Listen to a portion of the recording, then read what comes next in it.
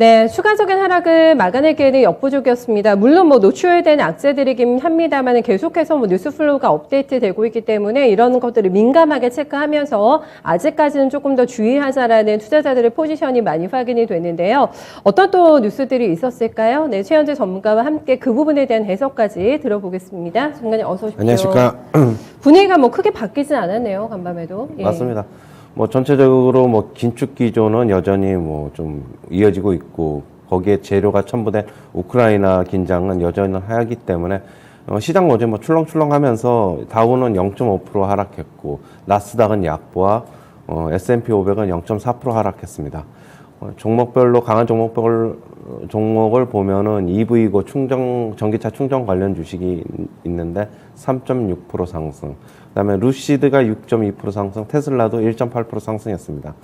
리비안이 6.5% 상승했는데요. 어제 이제 조지 소로스가 2천만 주 매수를 했다는 소식에 강세를 나타냈습니다. 그다음에 모더나하고 그다음에 노바백스, 바이오엔테크, 화이자 등 백신 관련주가 9에서 11%, 화이자는 2% 하락을 했는데요. 지금 팬데믹이 벗어나고 있고 지금 백신 수요가 줄어들 것이라는 전망에 큰 폭으로 하락을 했습니다. 그 다음에 페이팔은 지금 주가가 계속 하락하고 있는데 CEO 등 임원들은 자사주 매입이 활발하고 있습니다. 지금 현재 주가는 최근에 2년 동안 상승폭을 모두 반납한 상태인데요. 지금 CEO는 지금 100만 달러를 지금 매수를 했고요. 지금 2015년 이후 처음입니다. 그리고 작년 4분기에 자사주 매입도 150만 주 정도를 했는데요. 컨퍼런스 콜에서 CEO가 지금 주가가 저렴해서 자사주를 매입했다, 그렇게 밝혔습니다. 모건 스탠리는 지금 약세장을 벗어나기 힘들 것이다 얘기를 하고 있는데요. 방어주를 추천하고 있습니다. AT&T, 엑스모빌 등을 추천을 하고 있습니다. 그다음에 번스타인 증권에서는 테슬라가 완전 자율주행의 주행 도입에는 오랜 시간이 필요할 것이다 라고 얘기를 하고 있는데요. 그렇다고 본다면 주가가 정당화되기 어렵다. 투자 의견은 매도, 목표 주가는 300달러를 제시했습니다. 그 다음에 골드만삭스, UBS는 지금 우크라이나 전쟁 시 시장 충격은 예전보다 좀 더 클 것이다 라고 얘기를 하고 있는데요. 그 이유로는 과거를 보면은 전쟁이 났을 때 유가나 에너지 가격 상승이 동반되면은 더 크게 하락하고 회복에 좀 더 오랜 시간이 필요하다, 그렇게 얘기를 하고 있습니다. 우크라이나 사태를 지금 첨부된 악재라고 얘기를 해주셨는데, 이거를 버텨내기가 좀 가져가기가 상당히 좀 버거워 보이는 듯한 포지션이 글로벌 증시 전체적으로 나타나고 있는 상황입니다. 지정학적인 리스크가 잔존한 가운데서 굉장히 악재에 대한 무게감이 커졌고요. 근데 긴축 얘기는 저희가 꾸준히 하고 있는 상황이기 때문에 진퇴양난 속에서 굉장히 투자자들도 몸을 사리고 있는 모습이 체크가 됩니다. 지금 마지막에 전해주셨던 우크라이나가 결국에는 터지면요, 전쟁이 터지면 예상보다 충격이 클 거다. 이게 어느 정도로 보고 있는지가 좀 궁금한데, 가능성은 또 있는 얘기인지, 어쨌든 시나리오는 계속 나오더라고요. 전쟁 발발에 대해서. 만약에 전쟁이 나면은 유가 같은 경우에는 저는 100달러를 좀 넘을 수 있을 것이라고 보고 있는데. 120까지 나왔죠, 네. 간밤의 전망이. 근데 그게 이제 계속 유지가 될지 아니면은 하락을 할지는 좀 더 봐야 될 것으로 보고 있고. 네네. 저는 지금 어제 같은 경우는 시장을 좀 보면서 상당 부분 전쟁에 대한 리스크가 시장에 지금 녹아들어 있는 게 아닌가, 그렇게 보고 있고요. 추가적인 하락폭은 크지 않을 수 있다. 저 개인적인으로는 그렇게 좀 다른 보고 의견이신 거네요, 예, 그거는. 예, 그렇게 보고 있습니다. 그거인즉슨 어느 정도 반영이 된 지수대라고 보시기 때문이세요? 예, 맞습니다. 예. 네. 어제도 공포지수가 급등을 했는데, 변동성 지수, 공포지수가 급등을 했는데, 나중에는 조금 가라앉은 걸로 보면은 투자자들은 이제는 지금 16일 침공을 계속 얘기를 하고 있는데, 그거는 어느 정도 이제는 감안하지 않느냐, 그렇게 보고 있고. 근데 어제 또 백악관 측에서는 16일이 아니라 굳이 날짜가 16일이 아니라 다른 날짜에도 침공이 가능하다, 또 이렇게 얘기를 함으로 인해서 조금 상황을 봐야 될 것으로 보고 있는데, 저는 추가적인 하락폭은 그렇게 크지 않을 것 같다, 저 개인적인 의견입니다. 네, 일단 저희가 DDA로 보고 있는 게 16일이긴 합니다만은 요 날짜만 넘어가면 그래도 조금 진정이 될 거라고 보세요? 그 공포감이? 그러니까 어제 제가 지금 좀 전에 말씀드렸는데, 이제 백악관 측에서는 16일로 못 박지 말자, 네. 다른 날짜도 침공이 가능하다, 그렇게 얘기를 함으로 러시아도 아니라고 얘기했고요. 네, 그러니까 그렇게 얘기를 함으로 인해서 저는 일단 조금 백악관 측에서는 그렇게 좀 얘기를 하고 있지만은 저는 괜찮을 것이라고, 시장 오늘이나 내일 정도는 안정을 찾을 것이라고 좀 보고 있습니다. 네. 어쨌든 이 긴장감이 지속이 되면서 계속해서 치솟고 있는 뭐 유가라던가 천연가스 가격도 보니까 많이 올라가지고 간밤에도 있었던 뉴스가 미국에서 유럽에 대한 천연가스 지원 요청이 있고 이럴 정도에서 분위기가 안 좋거든요. 가장 격변하고 있는 게 원자재 시장 쪽의 흐름인 것 같아요, 전문가님. 네. 천연가스는 지금 유럽 만약에 러시아가 하고 이제 뭐 전쟁이 나면은 유럽이 가장 타격을 입죠. 지금 천연가스 최대 공급처가 이제 러시아니까 지금 특히 이제 독일이 가장 많이 타격을 입을 것으로 보고 있는데 독일 같은 경우에는 가령 예를 들면은 얼마 전에 EU 텍소노미에 지금 원전을 다른 나라들은 프랑스나 이런 나라들은 포함을 시켰는데 독일은 포함을 시키지 않고 있어요, 지금. 천연가스로 대체하려는 지금 계속적으로 움직임을 보이고 있고. 그렇군요. 그렇게 본다면은 러시아에 좀 그럼 도움이 좀 많이 필요한데 만약 전쟁이 나면 천연가스 가격 급등하고 어느 정도 공급도에도 좀 차질이 있기 때문에 그게 영향을 받을 것이라고 보고 있고. 뭐 지금 원자재 가격이 이렇게 뭐 에너지 가격 계속적으로 오르고 있는데 뭐 결국엔 전쟁에 대한 우려 때문에 오르는 것이기 때문에 저는 일정 부분 감내해야 될 것이라고 보고 있고 하지만 뭐 고점은 조금 다가오고 있지 않나 그렇게 보고 있습니다. 네.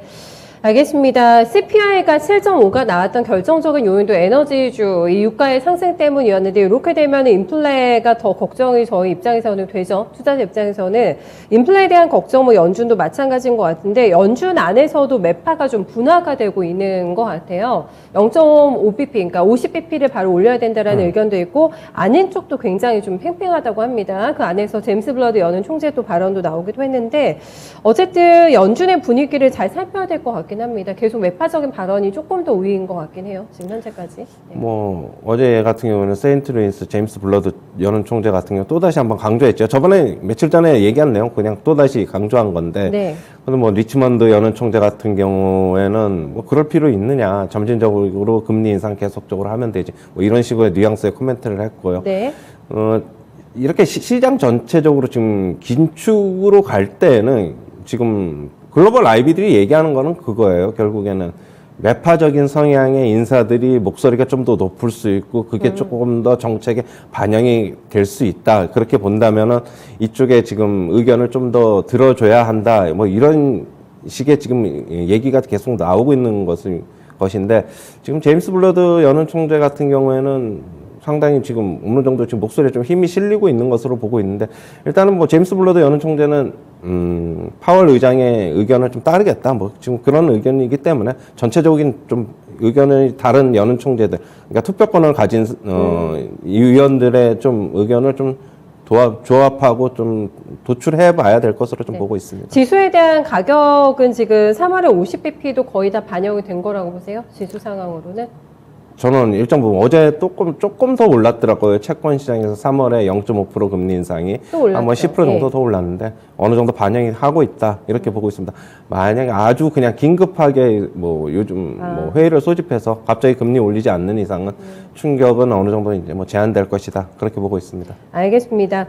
여기서 지금 오늘 뭐 약간의 반등이 나온 종목도 있고 아닌 쪽도 있습니다만은 생체기가 컸던 쪽에서 움직임이 없었던 게 반도체여가지고 반도체 주식에 대해서는 지금 무조건 리스크 관리를 해야 되는 상황인가요, 그러면?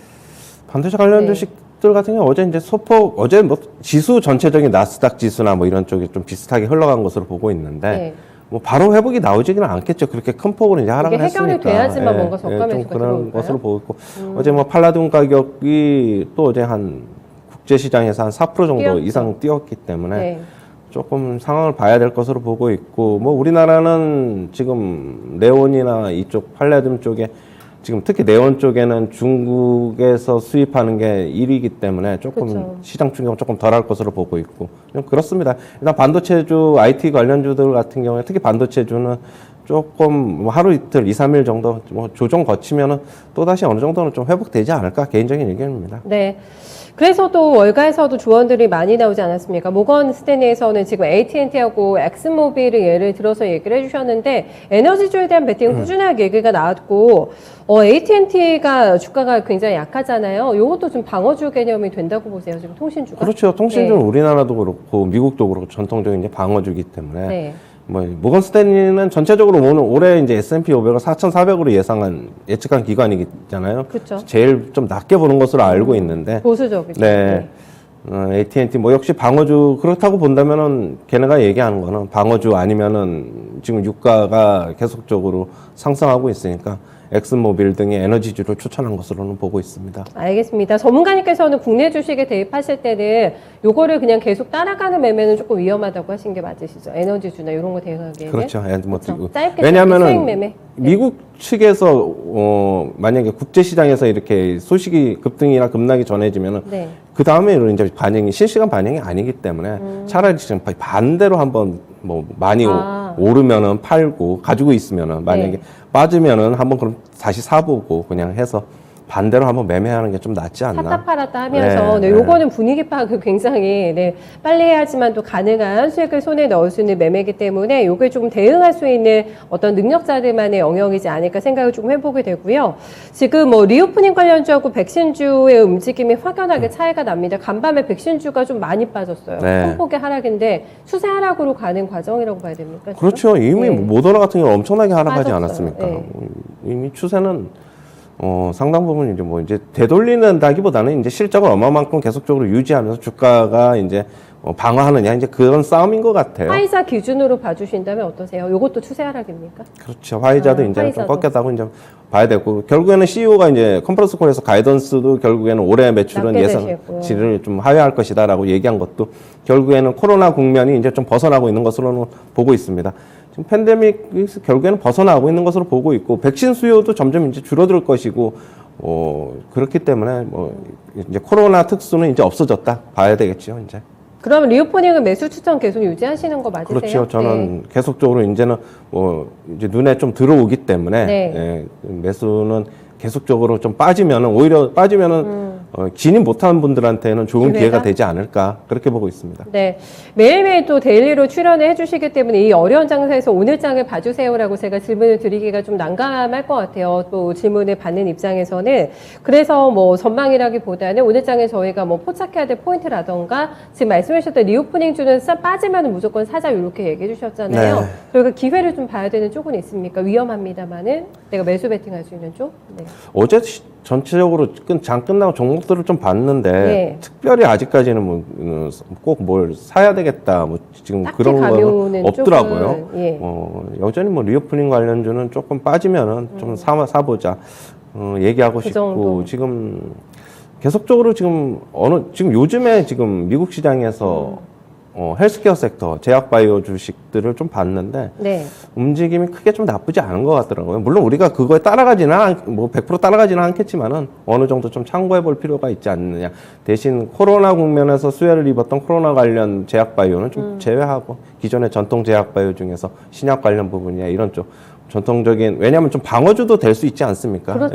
그러니까 예. 그런 쪽으로 한번 좀 투자의 포인트를 한번 맞춰보는 것도 한번 괜찮지 않나 그렇게 보고 싶습니다. 제약바이오 안에서는 이제 컨셉을 바꿔야 되네요. 중국으로 그렇죠, 보면 예. 이게 신약 개발 기업들 싸져 있는 주식들. 네, 기존에 네. 이제 코로나 때문에 임상 실험이 원활히 진행되지 못해서 좀 못했잖아요. 타격을 네. 입었던 그런 제약바이오 주들 같은 경우에는 한번 그 장기적인 관점에서 한번 좀 보자. 뭐 당장 오늘 사는 것보다는 그냥 네. 예, 그렇게 말씀드리고 싶습니다. 알겠습니다. 살만한 주식들 계속해서 골라내봐야 될 것 같아요. 전문가님 오늘 수고 많으셨습니다. 예, 감사합니다. 네, 오늘 장에 대한 투자 팁까지 좀 들어봤습니다. 지수를 보면 아마 좀 굉장히 당혹스러워서 매수할 의지가 좀 많이 꺾이실 것 같습니다. 오늘도 그런 장이 충분히 연출될 가능성, 특히 악재가 좀 달라진 부분이 없기 때문에 오늘 우리 시장에서도 이런 부분을 의식하면서 움직이게 될 것 같습니다. 싼 주식들, 살만한 가치가 있는 주식들 열심히 좀 서치해 보셔야 될 것 같고요. 큰 틀에서 보면 리오프닝 유지합니다. 이쪽은 싸면은 무조건 사야 된다라는 의견이고요. 제약바이오 안에서는 컨셉을 조금 바꿔가지고 저희가 당분간 조금 외면했었던 싸져 있는 하지만 지금 파이프라인이 탄탄한 신약 개발 위주로 해서 한번 골라내 보시는 것도 좋은 전략이 되지 않을까 이런 조언 건네주셨네요. 네, 최현재 전문가와 함께한 모닝타임즈였습니다.